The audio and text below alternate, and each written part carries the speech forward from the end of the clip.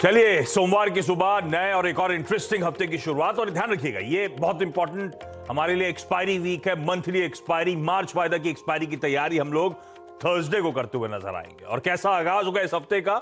SGX Nifty आप लोगों की स्क्रीन पर आएगा, एकदम फ्लैट।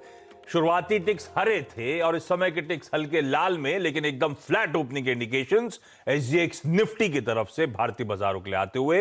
अक्रॉस एशिया और यूरोप यूएस का मूड आपकी स्क्रीन पर आएगा। अक्रॉस एशिया इसी तरह का मिला जुला कामकाज लार्जली सारे मार्केट्स में देखने को मिल रहा है, हल्की वीकनेस के साथ ट्रेड्स होते हुए। और जो यूएस का मार्केट था, कल का ट्रेडिंग सेशन मिला जुला। कल का मतलब फ्राइडे, प्रीवियस ट्रेडिंग सेशन, डाउ मजबूती के साथ पर नैस्डैक फ्लैट बंद होता हुआ नजर आया। हुआ क्या? अरे कंसर्न्स तो जस के तस बने हुए हैं, वो वॉर रिलेटेड यूक्रेन के, वो फेड के एक्शन मूव करने के, वो ब्याज दरें बढ़ाने के, वो कंसर्न्स बने हुए हैं। पर उस बीच में, इन कंसर्न्स के बीच में पिछले 2 हफ्ते से एक रिमार्केबल रैली और resilience US equity markets deliver करते हुए आपको नजर आएंगे। ये हाईलाइट है। पर फ्राइडे को क्या हुआ? फ्राइडे को इंट्राडे में इंपॉर्टेंट था कि यूएस बेंचमार्क बॉन्ड यील्ड जो है वो 2.5 के लेवल्स को, मल्टी ईयर हाईज के लेवल्स को ब्रीच करती हुई नजर आई।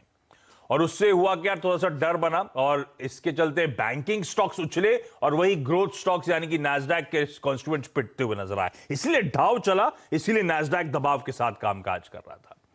और आज यूएस में ध्यान रखें, शाम को कहा जा रहा है, उनके समय, हमारे समय अनुसार शाम को यूएस में बजट प्रपोजल सामने रखे जाएंगे बाइडेन सरकार द्वारा 2023 के लिए।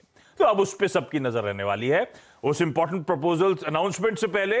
और साथ साथ इस हफ्ते जो इकोनॉमिक आंकड़े आने बड़े इंपॉर्टेंट, खासतौर पे फेड के लिए, वो मंथली जॉब्स रिपोर्ट, वो लेबर सर्वे की रिपोर्ट, वो फेड बहुत माइन्यूटली वॉच करता है। इसीलिए उससे पहले आज फ्यूचर्स जो है इस हफ्ते के आगाज के लिए, फ्यूचर्स हल्की कमजोरी के साथ ट्रेड कर रहे हैं।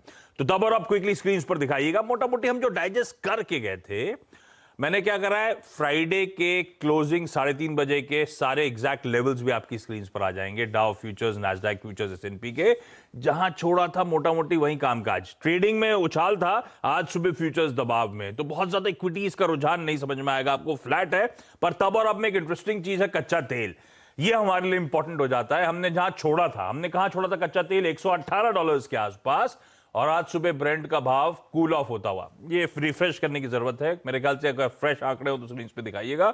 ब्रेंट अब $114 के नीचे इस समय, अब आप इस समय कामकाज करता हो। वो वेनेजुएला से सप्लाई बढ़ने के इंडिकेशंस, वो ईरान न्यूक्लियर डील के बीच में थोड़ा सा उसमें खिंचती हुई नजर आने के चलते थोड़ा सा कूल ऑफ होता हुआ कच्चे तेल का भाव।